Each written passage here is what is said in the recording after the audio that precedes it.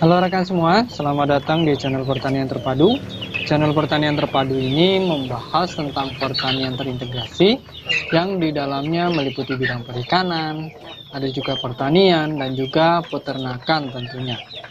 Nah, untuk rekan-rekan semua yang baru mampir di channel ini, jangan lupa saya mohon untuk memberikan dukungannya dengan like, comment, share, dan juga tentunya untuk subscribe channel Pertanian Terpadu agar tidak ketinggalan berbagai informasi menarik yang rutin saya bagikan. Nah rekan semua, pada kesempatan kali ini tema kita adalah tentang ternak ayam irit pakan. Nah, pada kesempatan video kali ini saya akan berbagi pengalaman bagaimana cara ternak ayam yang irit pakan. Cara yang akan saya paparkan ini sangat cocok untuk peternak kecil, peternak rumahan dengan modal yang ala kadarnya. Nah, rekan peternak semua, yang namanya usaha ya pintar-pintar kita saja. Kalau banyak orang mengatakan ternak ayam kampung itu tidak ada hasilnya, untungnya tipis, semuanya akan kembali pada peternaknya masing-masing. Peternak yang satu dengan peternak lainnya tentu saja berbeda-beda atau tidak sama. Sebagai contoh, dalam pengelolaan pakan. Nah, masalah pakan ini yang paling banyak menentukan untung tidaknya beternak ayam. Karena memang untuk membesarkan ayam butuh pakan yang tidak sedikit. Peternak tradisional umumnya banyak yang memberikan ayamnya dengan pakan asal-asalan, seketemunya seadanya.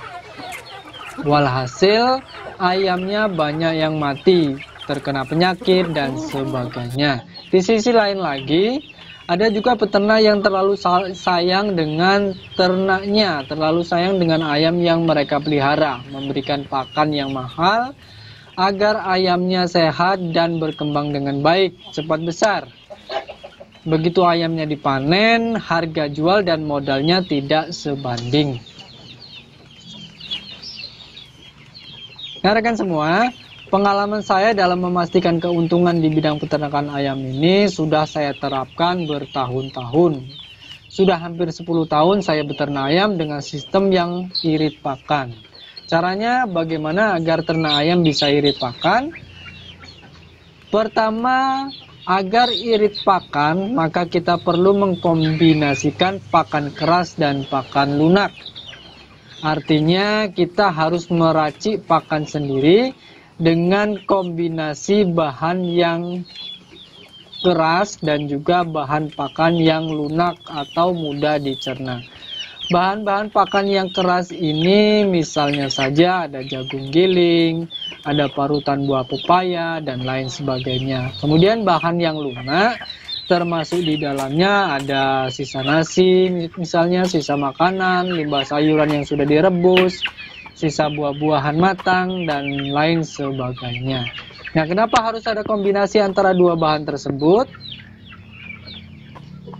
Membuat pakan dengan kombinasi bahan keras yang susah dicerna dengan bahan lunak yang mudah dicerna bertujuan untuk mengatur agar ayam tidak cepat lapar.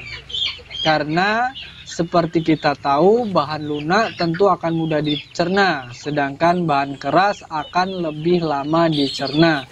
Dengan kombinasi yang tepat, maka bahan pakan yang keras akan terolah sedikit demi sedikit. Hal ini tentu memungkinkan ayam merasa kenyang dalam waktu yang lebih lama. Dengan begitu, kebutuhan pakan kita bisa kita kendalikan. Kemudian yang kedua, rekan semua, agar lebih irit, peternak juga perlu untuk mengkombinasikan antara pakan gratis dan pakan beli, atau pakan yang berbiaya mahal dan pakan yang berbiaya murah. Dalam hal membuat ransum, kita bisa mencampur dua bahan dengan perbandingan harga murah dan gratis. Peternak bisa membuat adukan pakan sendiri dari bahan yang beli dan dicampur dengan bahan yang gratis. Sebagai contoh, di sini misalnya 25% bahan pakan beli ditambah 75% bahan pakan yang gratis, atau 25% pur ditambah dengan 75% limbah rumah tangga, atau bisa juga misalnya 25% pur, kemudian 25% bekatul, dan 50% limbah, dan seterusnya. Nah, kombinasi-kombinasi seperti yang sudah saya sebutkan di atas dibuat dengan tujuan untuk menekan modal pakan sekecil mungkin. Jadi uang yang kita habiskan untuk membeli pakan itu kita tekan sekecil mungkin. Dengan begitu kita bisa memenuhi jumlah banyaknya pakan yang dibutuhkan dengan harga yang tentunya bisa kita kendalikan sesuai dengan keadaan kita masing-masing. Nah, rekan semua, dengan sistem pengendalian tersebut, dua kombinasi ini, kita bisa memastikan bahwa kita beternak ayam namun pakannya irit atau kebutuhan pakannya irit. Nah, selanjutnya rekan semua, dengan menerapkan dua kombinasi tata cara di atas, maka kita juga bisa beternak dengan modal yang super irit, bahkan mungkin bisa diusahakan sampai kategori gratis. Dengan begitu kita tidak akan pusing lagi memikirkan banyaknya modal yang harus kita siapkan untuk membeli atau mencukupi kebutuhan pakan. Selanjutnya bagaimana? Selanjutnya rekan semua, dalam menerapkan cara di atas, kita juga perlu menerapkan sistem pencegahan gangguan kesehatan terhadap ayam yang kita pelihara. Karena di sini kita melakukan pengetatan pada pakan, maka kita juga harus melakukan antisipasi yang bisa terjadi terhadap gangguan kesehatan.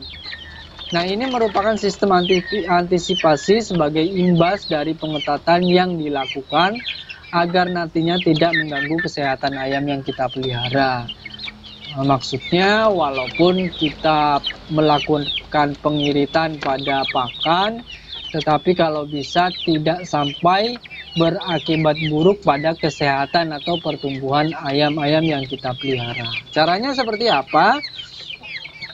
Caranya adalah dengan menerapkan biosecurity secara ketat. Jadi biosecurity ini dijalankan dan menerapkan langkah pencegahan yang cukup ketat.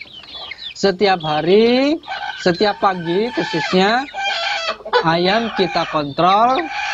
Jika terlihat ada ayam dengan kondisi yang tidak normal, misalnya terlihat ayam yang tidak ceria, khususnya di pagi hari, maka segera kita pisahkan, kemudian dirawat dengan pakan terbaik, dan jika perlu kita obati. Setelah ayam terlihat normal, lalu bisa kita kembalikan ke koloni. Nah, ini langkah pencegahannya seperti ini ya rekan-rekan semua. Jadi ada biosecurity, misalnya masuk kandang harus steril, kondisi kandang kesehatannya juga harus dijaga, penyemprotan disinfektan itu harus dilakukan.